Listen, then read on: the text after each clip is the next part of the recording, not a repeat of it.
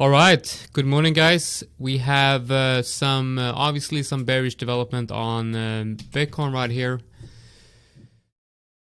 It's we're testing range lows again. We've tested range lows quite a few times. I'm not liking what I'm seeing here, obviously, but we're still in the same range. We haven't broken below, but it kind of feels like, and it kind of looks like we are going to break the lows, but until then, we're still in the same range. But what I wanted to show you here is, well, first of all, B Pro isn't giving me any bullish signals, so I'm not, can't be bullish, obviously, because of that.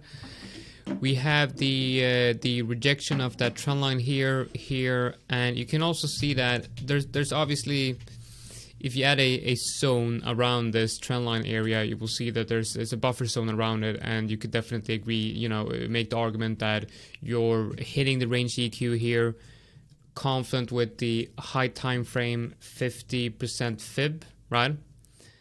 And the weekly open, so range EQ, the moving average on the 4 hour, the 50% fib, and the weekly open in confluence with that trend line. So it's obviously a very important area to reclaim. And with that rejection here, you also had that 4 hour stochastics bear cross.